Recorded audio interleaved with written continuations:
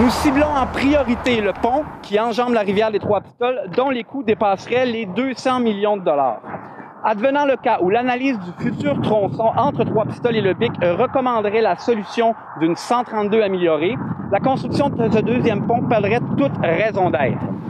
Je vais vous faire lire une citation de Benoît Saint-Hilaire du groupe Prospérité sans pétrole de Rimouski. Ce projet d'autoroute est passé date. Notre groupe croit que l'ère des fossiles est révolue. Nous proposons plutôt de nous tourner vers l'avenir et de mettre en place le plan d'action de transport collectif proposé par le Conseil régional de l'environnement. Ce plan a d'ailleurs reçu un très bon accueil des élus de la région. Nous croyons également que l'enjeu de la sécurité soulevé par plusieurs partisans du projet peut être réglé en bonne partie par l'amélioration de la route 132. L'ajout des voies de dépassement et des voies de contournement pour les villages, de même que l'amélioration des courbes dangereuses, devrait être priorisée.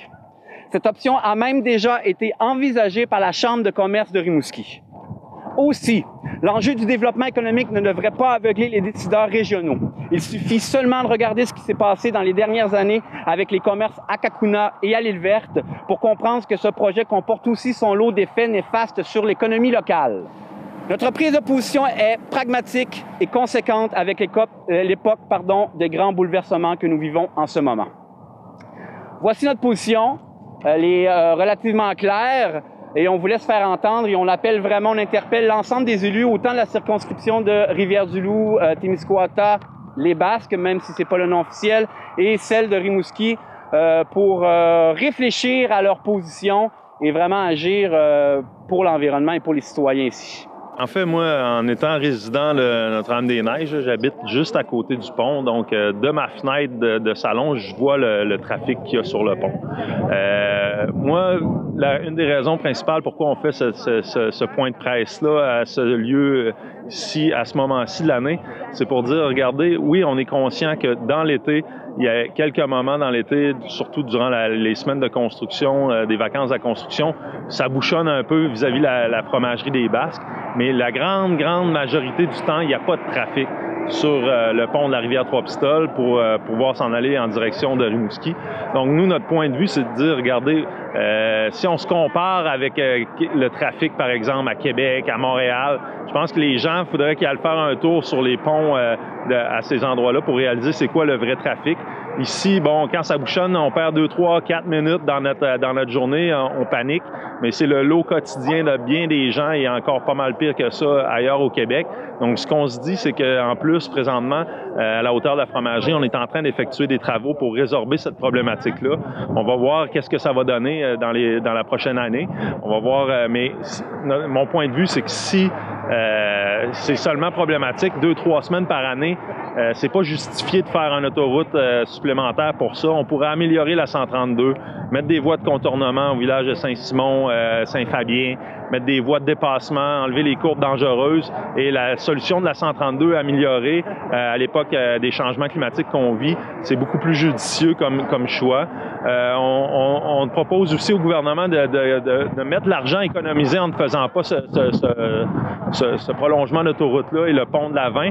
On pourrait mettre ça dans un fonds d'urgence climatique qui servirait à la réparation des routes qui sont déjà affectées et qui vont l'être encore plus dans le futur. On n'a qu'à penser à la route 132 qui fait le tour de la Gaspésie. À toutes les années, il y a des sections de route qui sont affectées par les tempêtes. Donc, ça va coûter une fortune, toute cette érosion des berges-là. Les infrastructures sont à risque. Pour protéger les infrastructures, mais aussi pour les réparer, les déplacer, ça, c'est inévitable. Ça s'en vient dans les prochaines années. Le ministère en est conscient, mais ils n'ont pas nécessairement l'argent. Donc, on se dit, pourquoi pas utiliser ces sous-là pour, justement, un fonds d'urgence là, qui serait mis en place. C'est notre proposition aussi qu'on a à faire. Donc, c'est pas juste de dire, hey, on veut pas utiliser cet argent-là puis on veut l'envoyer ailleurs.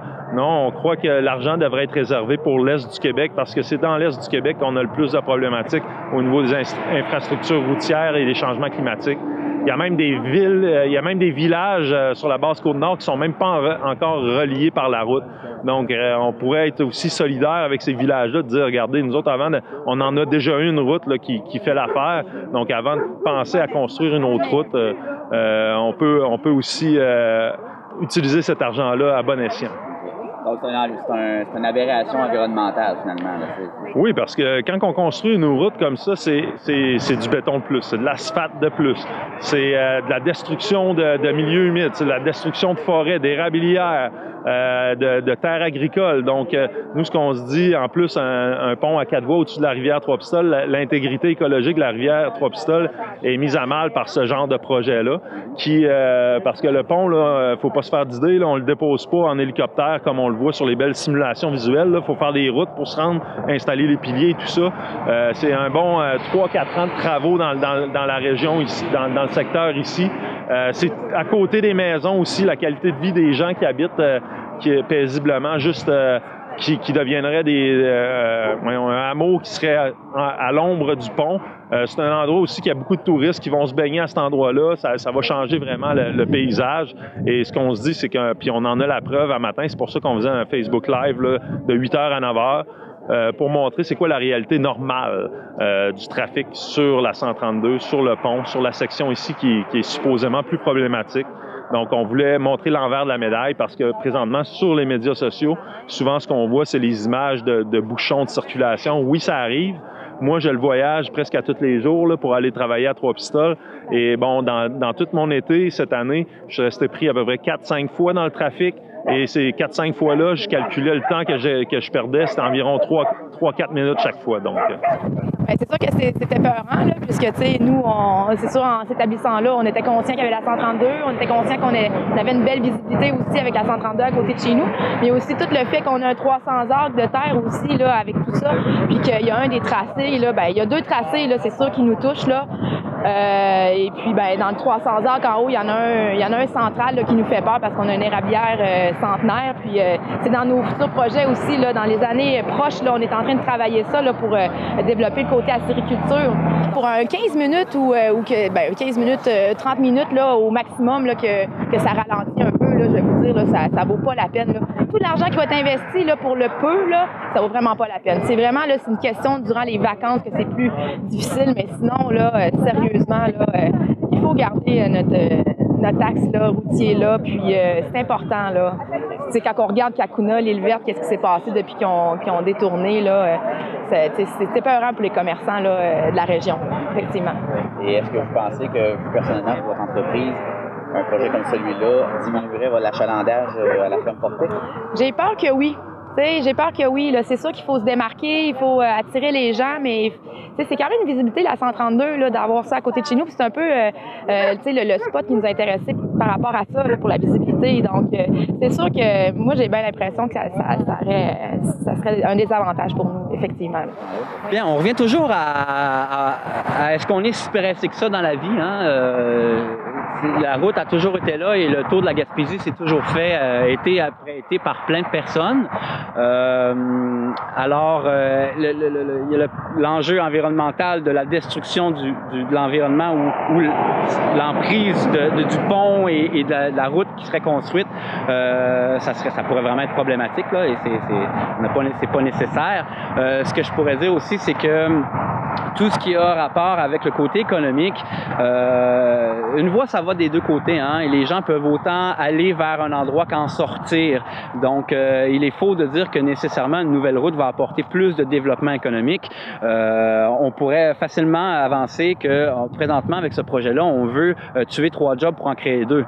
Parce qu'en contournant l'ensemble des communautés qui pourraient être desservies par la 20, bien, c'est leur vitalité économique qu'on attaque. On a rien qu'à regarder ce qui se passe à l'île verte, tout ce qui se passe à Kakuna.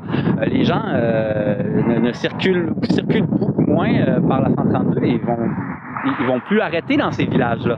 Donc, on veut éviter cette chose-là et on se dit qu'en 2018, construire une nouvelle route encore, c'est encore plus de dépenses et c'est pour ça qu'on dit qu'on propose la création du Fonds d'urgence climatique québécois, qui serait un fonds spécialement dédié pour les gens qui ont des destructions dues au changement climatique. Il faut juste penser à la 132 qui s'est fait défaire un petit peu par l'érosion, par les grandes marées plus vers l'est en Gaspésie. Donc, eux vont avoir besoin de cet argent-là parce qu'eux vont se faire couper leur route beaucoup plus que nous, on pourrait l'avoir.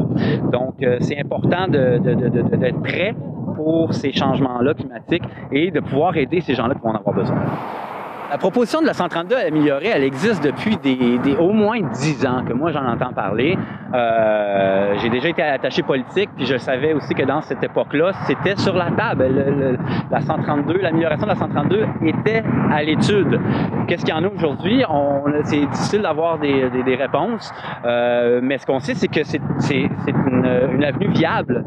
De faire certaines voies de contournement aux villages ou aux communautés qui voudront en avoir une, de faire des voies de dépassement.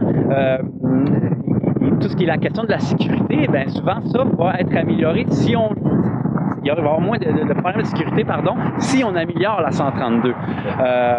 On parle souvent aussi des gens qui rentrent et qui sortent de leur cours, mais ce qu'on se rend compte, si on étudie un peu la chose, c'est que souvent les accidents sont causés beaucoup plus par les gens qui font des mauvais dépassements ou qui sont pas très sécuritaires eux-mêmes dans leur manière de conduire.